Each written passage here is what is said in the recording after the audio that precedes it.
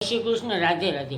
આજે આપણે સંપત્તિ વિશેની વાત કરીએ તો કે કાં તો સંપત્તિ જશે અને કાં આપણે સ્વર્ગવાસ જશું। માટે આ જે સંપત્તિ છે એ સંપત્તિ હોય તેનો સદુપયોગ કરી લેવો જોઈએ। સંપત્તિ જવાના તો ઘણા બધા માર્ગો છે, કાં તો તેનો ભોગ ભોગવી લેવો અથવા પશુ પક્ષી અને પ્રાણી અને માનવ કલ્યાણનો અર્થ થાય અને ધર્મનો પ્રસાર થાય એ રીતે એ સંપત્તિને વાપરી લેવી। પરંતુ મોટે ભાગે એવું બને છે કે જ્યારે સંપત્તિ આપણી પાસે આવે છે ત્યારે આપણે એકદમ લોભી બની જઈએ છીએ। આપણા ગુજરાતીમાં એક કહેવત છે કે લોભીનો માલ ધુતારા ખાય।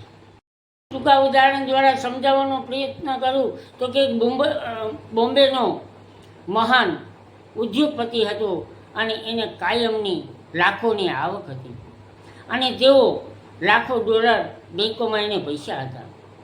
તેમને એક સૌંદર્યવાન રૂપવાન પત્ની હતી, તેમને બાળકો હતા, પરંતુ રાત દિવસ તે કમાણી કરવામાં તત્પર રહ્યો અને એક દિવસ પોતે બીમાર પડે છે અને બીમાર પડતા પડતા તેમનું મૃત્યુ થાય છે। હવે મૃત્યુ થયા પછી પોતાની જે પત્ની હતી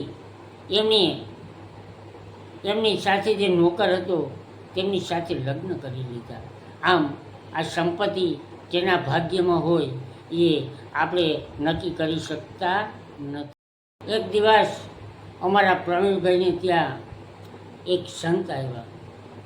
પ્રવીણભાઈ સારા એવા ઉદ્યોગપતિ હતા, એમણે સંતને પોતાને ઘેરે લઈ આવ્યા, સંતનું સન્માન કર્યું અને પોતાનો જે બંગલો હતો બંગલાની અંદર સંતને લઈ જાય છે અને કહે છે કે આવો સુશોભિત અમે બંગલો બનાવ્યો છે।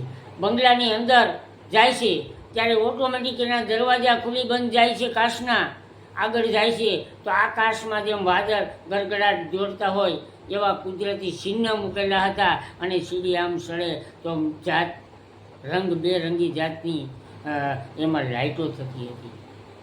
બેઠક તમે જુઓ તો આમ તમને એવું સૌંદર્યવાન હતું કે એની બેઠકમાંથી ઉઠવાનું જ મન ન થાય। ત્યારે પ્રવીણભાઈએ સંતને પૂછ્યું કે આ અમારો બંગલો કેવો લાગ્યો? ત્યારે સંત એને એમ કહે છે કે બંગલાની અંદર એક શમશાનની કમી છે।